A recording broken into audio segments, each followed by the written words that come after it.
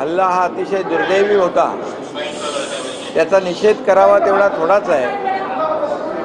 आणि या देशाचे प्रधानमंत्री नरेंद्र मोदीजी पाकिस्तानला या बाबतीमध्ये धडा शिकवतीलच आणि त्याची प्रक्रिया सुरू झालेली आहे। परंतु जे निष्पाप बेकसूर या दहशतवाद्यांच्या हल्ल्यामध्ये जे मृत्युमुखी पडले त्यांच्या कुटुंबियांना भेटल्यानंतर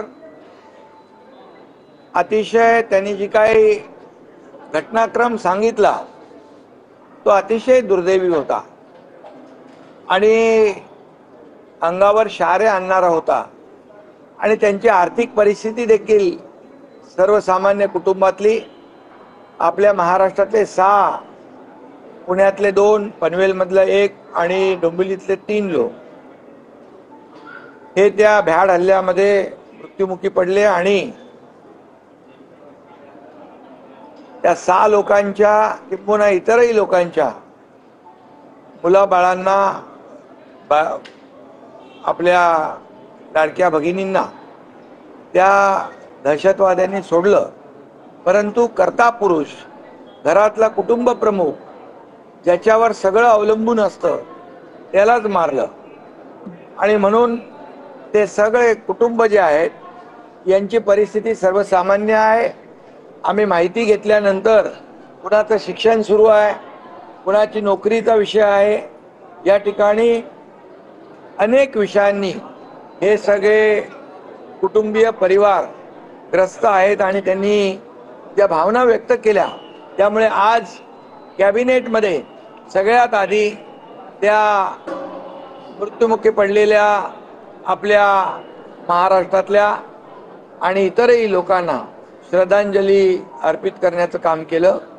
आणि त्याचबरोबर आज कॅबिनेटमध्ये मुख्यमंत्री महोदयांच्या अध्यक्षतेखाली आजची कॅबिनेट झाली आणि मी आणि अजितदादा आणि मुख्यमंत्री महोदय या आम्ही सर्वांनी मिळून मुख्यमंत्री महोदयांना देखील सांगितलं की आपल्याला या कुटुंबियांच्या मागे उभं राहिलं पाहिजे आणि म्हणून 50 लाख रुपयाची आर्थिक मदत आणि त्याचबरोबर त्या परिवारातल्या मुलांचं शिक्षण, पुढचं जे शिक्षण आहे ते जे काही त्यांनी ठरवलेलं आहे, काही लोक म्हणजे जे परिवार होते त्यांनी काय पुढे करायचं, कुठलं शिक्षण घ्यायचं ते देखील त्या ठिकाणी आम्हाला सांगितलं होतं। आणि म्हणून पुढचं शिक्षणाची जबाबदारी आणि त्याचबरोबर नोकरीची जबाबदारी देखील या ठिकाणी सरकारने घेतलेली आहे। आणि मुख्यमंत्री महोदयांनी एक चांगला निर्णय आणि आमच्या मंत्रिमंडळातल्या सर्व सहकाऱ्यांनी या ठिकाणी एक निर्णय घेतला आणि या सर्वसामान्य कुटुंबातल्या ज्या पहलगाममध्ये हल्ला झाला त्या कुटुंबियांच्या पाठीशी सरकार पूर्णपणे आहे। त्या आमच्या परिवारातले आहेत अशीच भावना आमची आहे। त्यामुळे एक कर्ता पुरुष, कुटुंबाचा प्रमुख हा गेल्यामुळे ते कुटुंब वाऱ्यावर, त्या कुटुंबाला सोडलं जाणार नाही। त्यांना प्रत्येक बाबतीमध्ये सरकार, शासन आम्ही मदत करू, त्यांच्या पाठीशी उभे राहू। जो घटना हुई है सरकार की ओर से 50 लाख रुपए और गवर्नमेंट जॉब देने की घोषणा की, क्या कहेंगे? पहलगाम की घटना बहुत ही दुर्भाग्यपूर्ण है और उसका ब्यौरा तो आपको सबको मालूम है। पाकिस्तान ने ये सब जो शरारत की है आतंकवादियों को भेजकर, उसको तो करारा जवाब हमारे देश के प्रधानमंत्री नरेंद्र मोदी जी तो देंगे और उसकी प्रक्रिया भी शुरू हो चुकी है। लेकिन जो लोग इसमें ये आतंकवादी हमलों में जिनकी मृत्यु हुई है उनके परिवार के पीछे सरकार खड़ी रहेगी। आज पहले उन्हें श्रद्धांजलि अर्पित किया और उसके बाद में हमारी सरकार ने यहाँ पर उनको, वो सर्वसाधारण कुटुंब के परिवार के लोग हैं, उनके पीछे पूरी ताकत से खड़े रहने का निर्णय हमारी सरकार ने लिया है। मुख्यमंत्री जी, हम दोनों उप मुख्यमंत्री, हमारे मंत्रिमंडल के सहयोगी सभी लोग ने एक मत से उनको साथ देने का, योगदान देने का, उनके पीछे खड़े रहने का निर्णय लिया है। और 50 लाख रुपए की राशि उनको मदद के रूप में देने का भी निर्णय हुआ है।